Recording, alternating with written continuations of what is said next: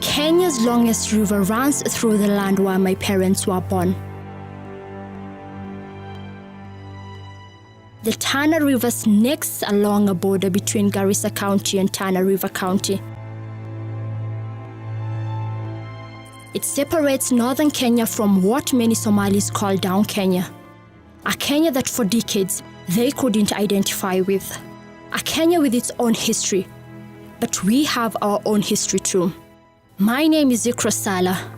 I am a journalist from the Somali community. My family is from here, but I grew up in down Kenya. I have seen and experienced mistreatment because of my Somali heritage. I've been asking myself, why us?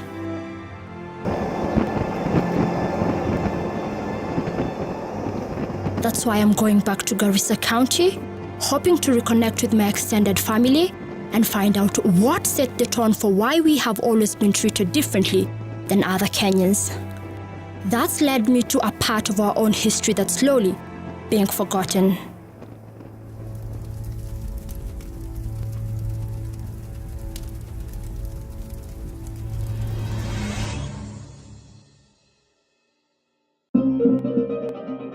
Garissa Town.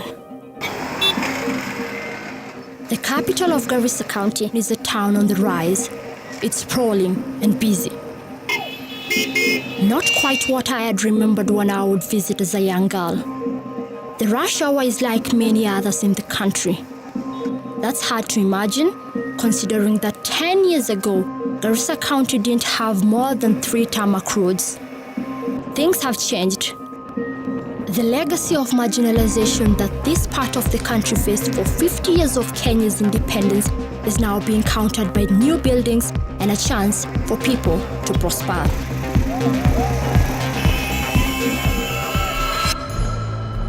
But the treatment of the Kenyan Somalis, chiefly by the Kenyan police and armed forces, hasn't changed all that much.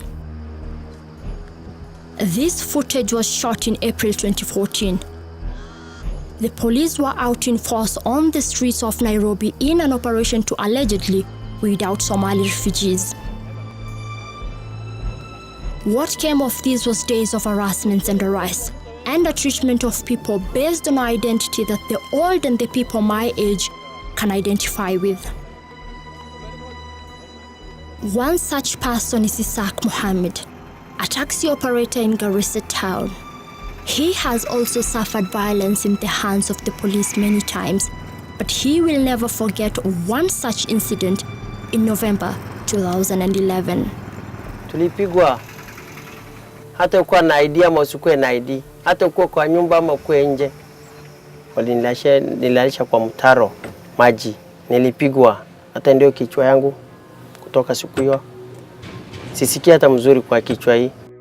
Unknown to Mohammed, the police were reacting to twin grenade attacks in Garissa, which left 3 people dead and injured over 20 others.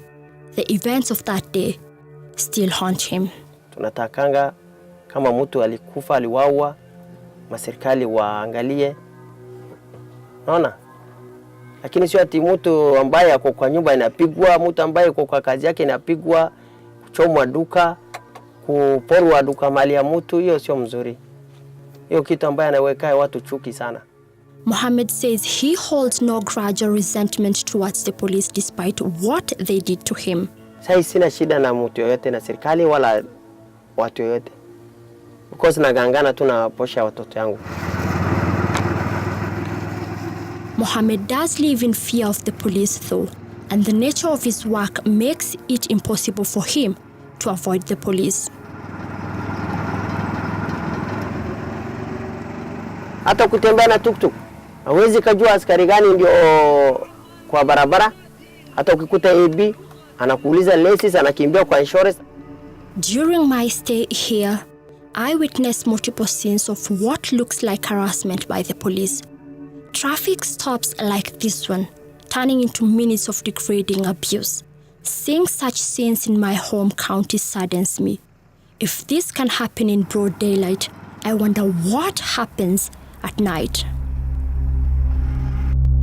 But the nights here have also been dangerous for people outside my community.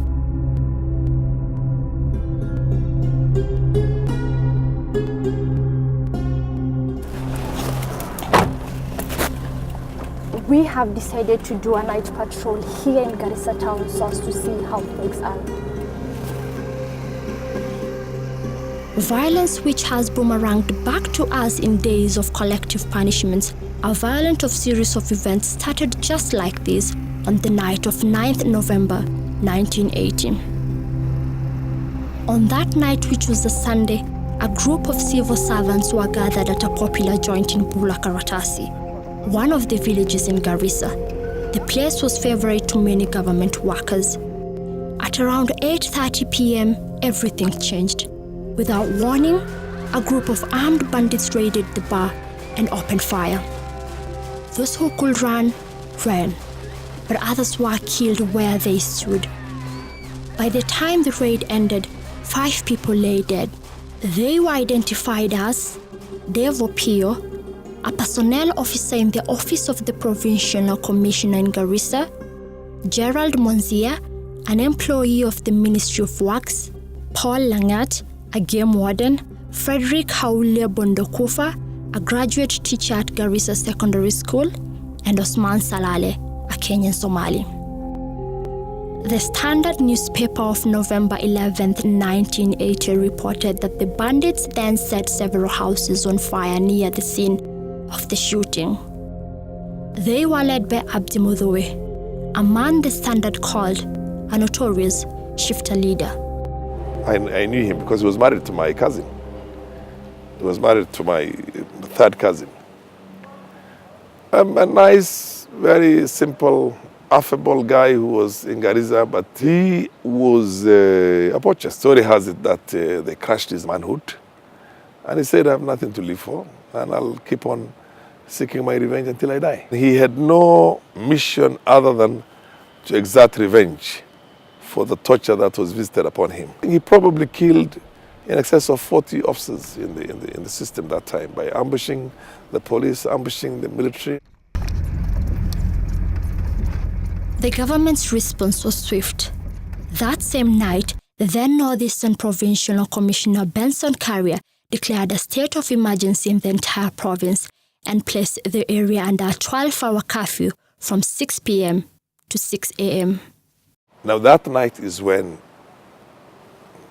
all hell broke loose, and the whole of Garissa town, there was an operation on Garissa town. So many people were killed.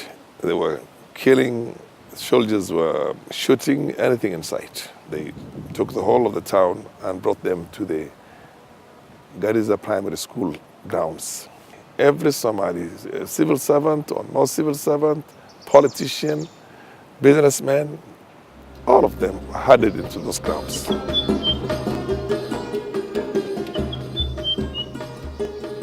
In the morning, residents woke up in a tense environment. Dubert Ame, a highly respected Somali elder, was one of them. He is the current chair of the Kenya Livestock Marketing Council. He was in his late 30s at the time. In the morning, there were military Land Rovers with loudspeakers.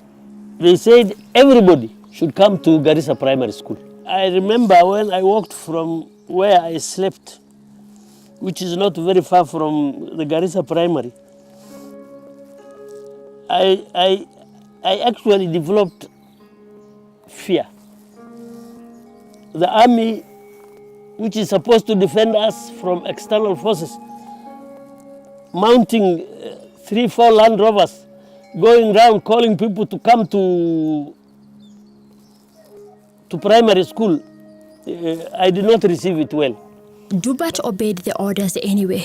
He was among the thousands who were rounded up in Garissa Township at the neighboring areas for screening. He offers to take me to Garissa Primary School. Mimi nataka kupeleka wewe mahali nilikuwa. The field wasn't as nearly empty as it is today.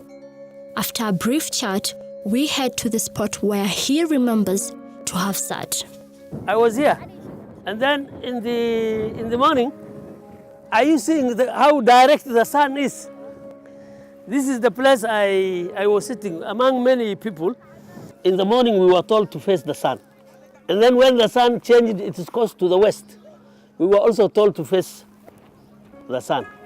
Earlier that day, the then Minister for Internal Security, Gigi Kariuki, told journalists in Nairobi that the government had declared an all-out war against the shifters and that the security forces were determined to contain the situation. Dubat and his fellow residents remained in detention. The sweltering heat and hunger began to take a toll on some of them. For you to be without food and water for 3 days, for two days, and of course, people came out of their houses 6 a.m. That means they did not eat anything. You make your own calculation. Don't you think the weak ones will die? I remember several people died. The Truth, Justice and Reconciliation Commission found that the security operation resulted in the massacre of hundreds of civilians. The commission also implicated security agents in torture, brutal beatings, burning of houses, rape and sexual violence, among other atrocities. To cover up the massacre, the security agents disposed of the bodies of those killed into Tana River, where they were either eaten by crocodiles or swept downstream, never to be found again. Details of what transpired during the massacre are still fresh in the mind of someone very dear to me. So to get the whole point of what really went on that day, I'm headed to my grandmother's place, who was also a victim of that massacre, to hear what her experience was and what has been on her mind since that fateful day.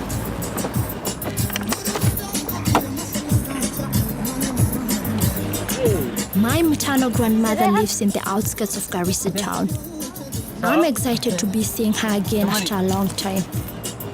She's rather shy, and I wonder how that will impact our camera interview. Her home is about a 20-minute drive from the central business district. It doesn't take us long to get there. See there?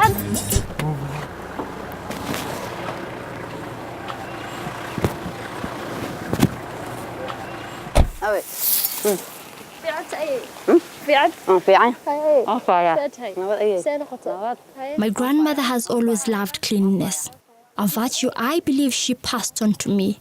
She is with her neighbor and best friend. We settled down after a short while.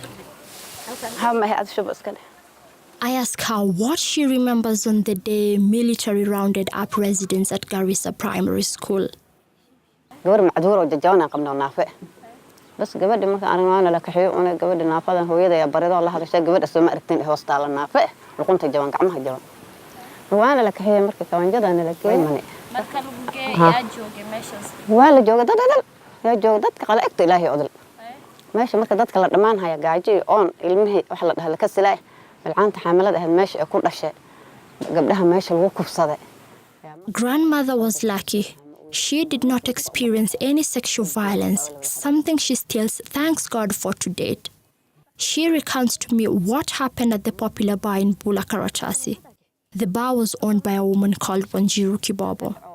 يعني نسوق عليه مركز صومالي وشفته منك بعد ذلك لا يبر كذا مركون منك بلا بعنا كان نلوم بلا وضبط يوم.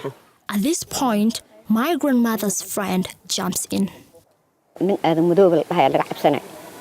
والله مقعد السوق الجلاء وبركان جميع هو الحاجات بس ما هيش دو كل كحة فرصاص تأتري حقوق كل كان جون هذا اللي وضع سعمل حس يا مركان حبض باللعنت يجريه اللي جبال وان عررنا وحنقلنا مساجد كوركي سانقلنا. They spent the night at the mosque and only came out when they were ordered to go to Garissa Primary School. Little did they know that they wouldn't return home that day. ماشي هذه هبين بلو بري صلاة دمان دتك ولا قدريني ما كان نفس ساعة دتك لقوم عندنا مركان كسب بحنا حيرادي كافي وانا لا صار إلى عصر واحد بنان تاجل المغرب بقولي هالوحرون ورك سال قلت كذا واحد بحي كرماله شو هذا هالو كذا يبافك. This sprawling suburb is where Bulla Karatasi used to be. Bulla means village in Somali, while Karatasi is a Swahili word of Arabic origin, meaning a sheet or a piece of paper. The name was reportedly derived from the temporary hardwood structures built by pastoralists who settled there in the 1970s. A lot has changed in the last 38 years. Only the elderly remember that name here. Looking at the place, nothing tells you that this was the spot where hundreds of people were killed. And this thing took place when the time was 7 p.m. Whatever knowledge that young people have of the massacre has come either from the parents or elsewhere. When we are here in River Tana. Fatuma Ahmed is a youth leader here in Garissa County. Her parents were among those rounded up at Garissa Primary School. I was told that by my parents that, and they were told that to move out of their houses when it was night time.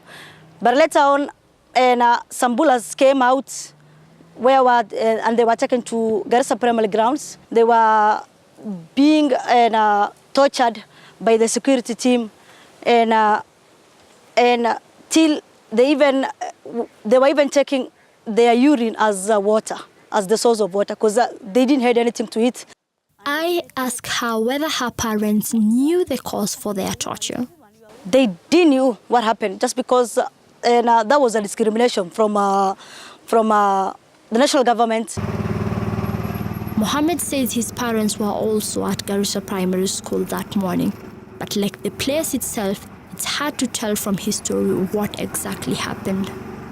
Walikuwa nasema sijui kuna askari ama dio alipigwa rasasi na majambazi. Sasa serikali badala watafute majambazi walianza raia yake tu na wakina mama, kina watoto. Indeed, a district officer had been killed a week before the bandit attack in Bulla Karatasi. The DO by the name Johnson Walimo was gunned down while in the company of 4 administrative officials. The attackers are said to have fled thereafter into Somalia using his Land Rover. I remember Walimo very well, an exceptionally good guy. I mean, a role model for us those days. I mean, civil service used to be those days a treasured, prestigious body. And so basically, with a lot of authority and mandate. Not long after the DO was killed, the then Provincial Commissioner Benson Carrier gave Garissa residents 14 days to produce who had killed the DO. Here, he is seen addressing residents in this photo taken on November 13th, 1918. The 2-week ultimatum, however, passed without the killers being caught. The rest is captured in the scars that old men like Mzee Dubat carry. It bothers me just how little people my age know about this day.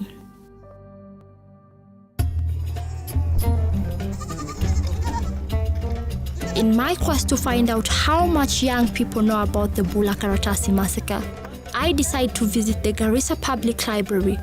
This is where the Truth, Justice and Reconciliation Commission conducted its public hearings. It's around 5 p.m. and a basketball session is going on. Here, I meet Abdi Dakane, the team captain. So, have you had any massacre in this place? Massacres? Yeah, there are some killing of people. Yeah, all of. Which kind of massacre did you hear? About the Wagala, the Wajia. Yeah, and did you hear of any in Garissa? Has there massacre that has happened? No, in Garissa, not yet. To know about their history and know about more of Garissa. As for you, for example, do you think that it's important for you to know about more Garissa, what happened in the 80s, 90s, and years before? No. Why so? Because the past, it has imepita. Yeah. Abdi's response leaves me with a lot to think about.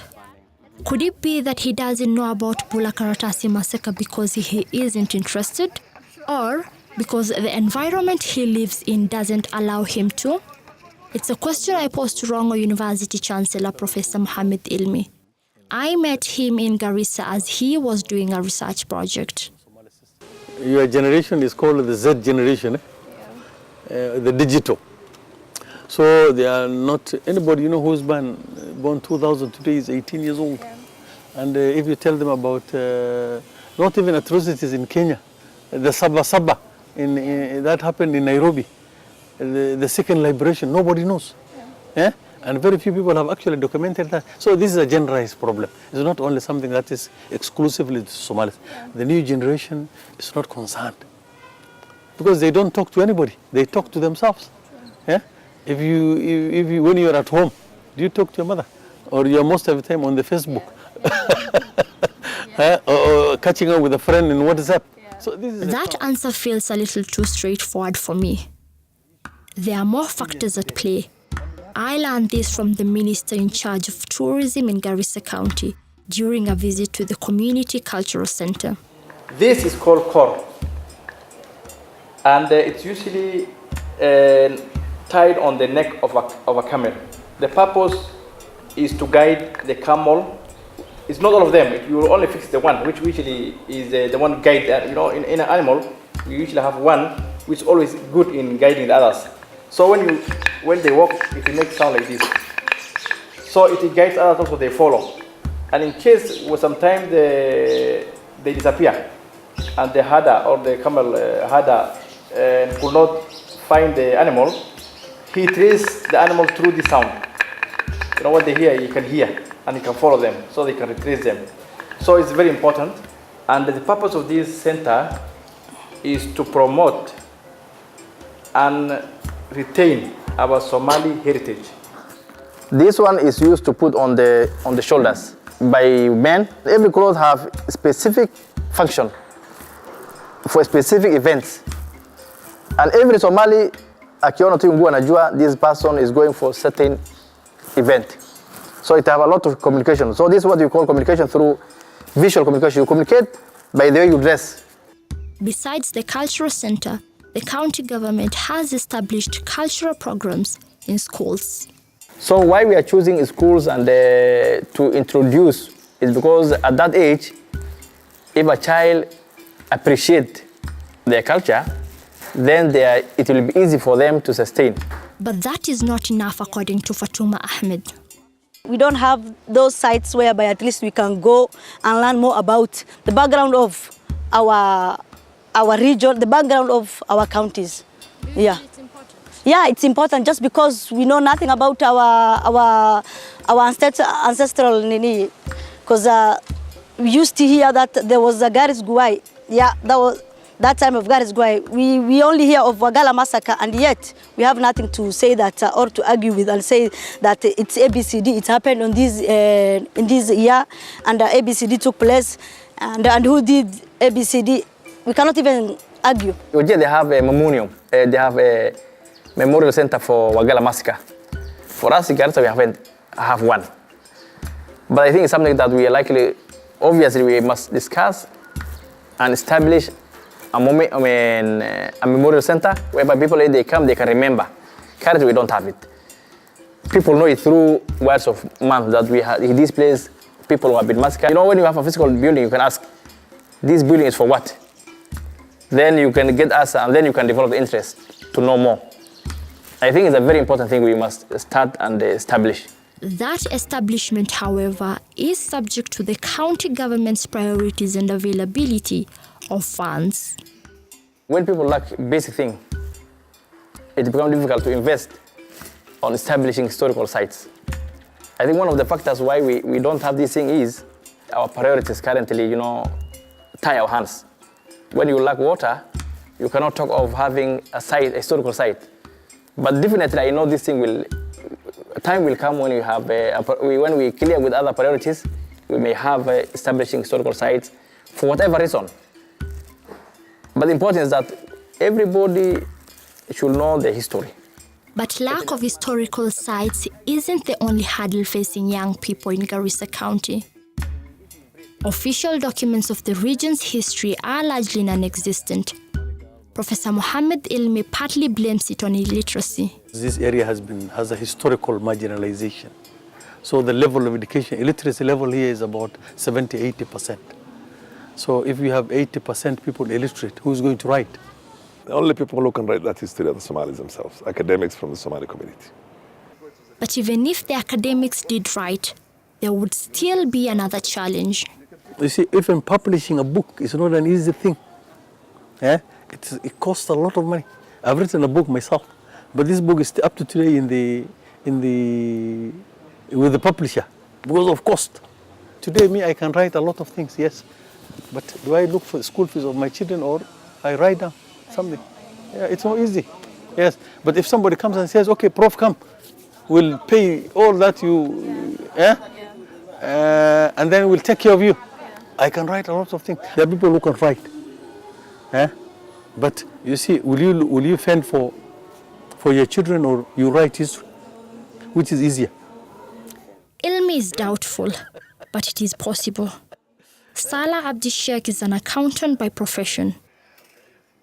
His book, Blood on the Runway, gives a detailed account on the Wagala massacre of 1984. I ask Salah why the Bulla Karatasi massacre is not as widely known as the Wagala massacre. There were two things. During the time of Wagala, there were a group that took it upon themselves to actually bring this story to the world. And there was some sort of media focus. It's not local media. Local media reported both incidents, very widely. But there was not much focus on, international focus on Bulla Karatasi, but there was a lot of focus on Wagala. The problem with Bulla Karatasi was, at the time when Garissa was being banned in the 1980s, this time there was no power balance between different districts in this time. But thereafter, power shifted to Garissa. So it became very difficult for people to talk about this event when actually the power of the government is resident within that town. It still isn't easy for some here in Garissa to freely talk about the Bulla Karatasi massacre. This is partly due to the divisive nature of the Somali clan system. Even how we stay, even in our village level, is that Clan A, this is their place. Clan B, this is where they come from. Clan C, we don't even associate. We don't even call ourselves the Garissians just because of what? You don't come from my clan, so and I don't come from your clan. Then we'll not even be working. Our relationship will not be even good. Clanism, sub-clanism, sub-clanism, and it never stops. It's always ongoing until you get the two households of a single matriarch. So it's some of the problems that we pray to God, and we are hoping that future generations will find a way to deal with that and demystify it and basically use it for its own positive attributes and not the negative ones. I can only hope that my generation and the ones after us will change that. Back in the cultural center, the minister explains the difficulties of preserving history and culture in a modern world. The world has become capitalist. The parent can no longer now sit with their children to explain, and just the way our parents used to do. In our time, grandmothers used to sit with their grandchildren, especially ladies, then they tell them their culture, what was happening, the song, everything. And the men, the grandfather, we used to sit and they sit with them at night and they told for us. But currently, every family member is struggling with life. The father comes saa mbili usiku, mother anakuja saa tatu. That time already children were melala, so they're changing lifestyle. Well, I'm just like any other ordinary father who has no time, but I try my best. My children are not identifying themselves as Somalis. They're actually Kenyans. Their friend is in Njoroge, Wanjiro, Odhiambo, and even there's no Odhiambo, there is Odis. Yeah, I know. It's the same issue with me. I didn't used to recognize myself as a Somali because I grew up there and stuff like that. But times, you face hurdles and it hits you that as much as you're saying you're Kenyan, you're still a Somali. Yes. When getting an ID, when getting a passport, you go through a lot of vetting and through a lot of processes that are not even necessary. Even if you've come, for me, for example, when I was getting my passport, I had to, go through a process of interviews and stuff. And Yes. Is it necessary? It is not necessary, and that's why I'm saying there's massive discrimination. Professor Ilmi believes young people can use technology to their advantage and successfully record their history. And we have new technology. People who are interested like you, who are a journalist, can be able, like you're doing this is a wonderful job. From your phone, you can talk to your grandmother. If you speak Somali, that is. You speak Somali. My children are just like you, but some of them can't even speak Somali.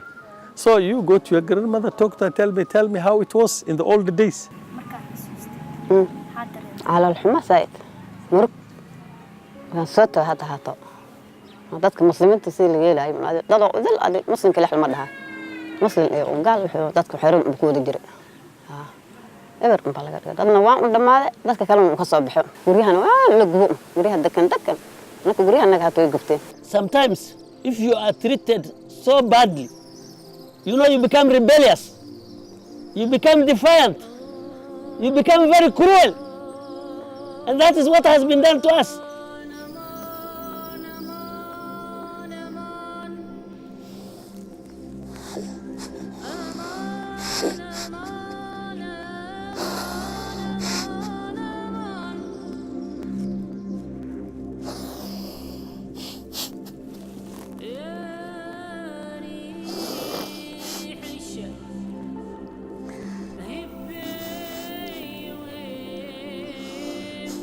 solkaariyo nin leh dadka gubay ben solkaariyo ayaa la dhahay nin gaduudan oo hadda aniga ka soo duqay.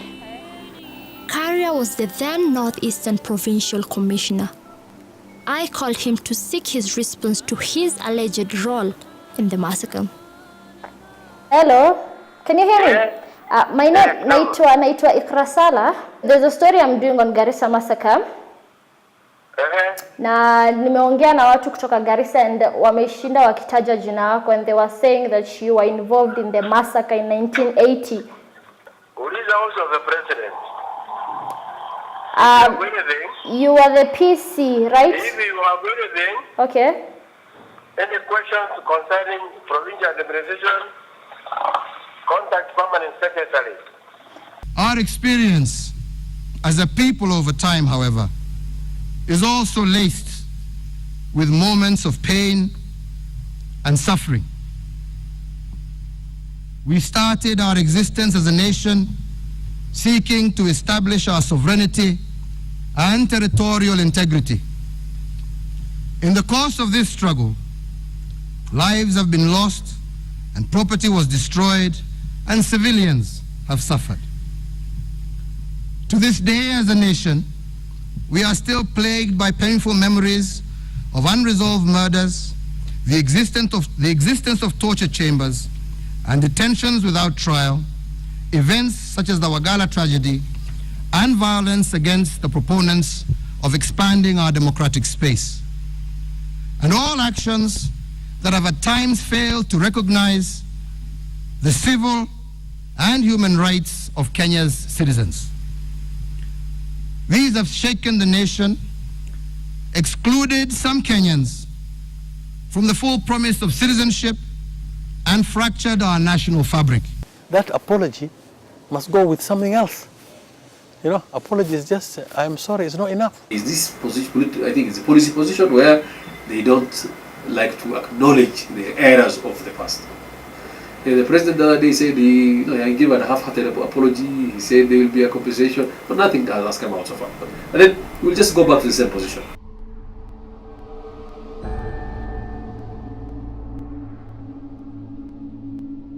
These grievances can be addressed through different transitional justice mechanisms, including truth-seeking, prosecutions, reparations programs, and the reforms of institutions that may have been responsible for these human rights violations.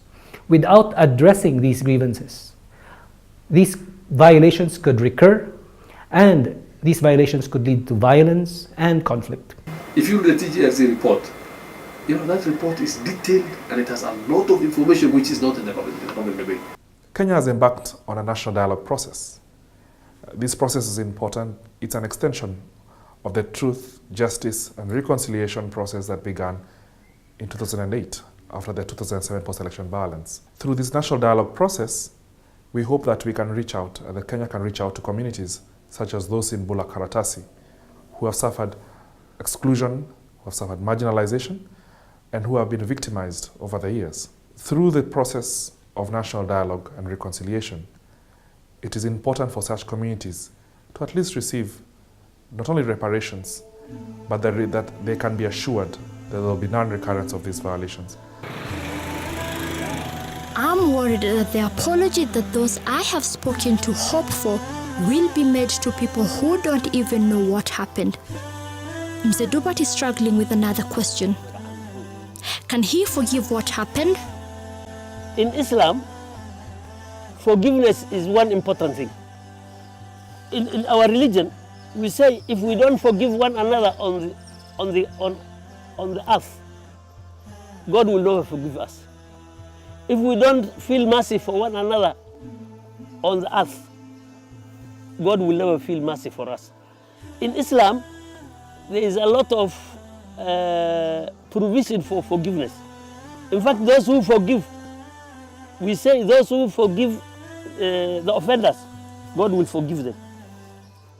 But this one, I don't know whether, you know, when you forgive somebody, if you have my 5 shilling debt and you are unable to pay, you say, Mzee, I'm unable to pay your debt. Can you forgive me? And then I forgive you. You know, forgiveness comes after admission.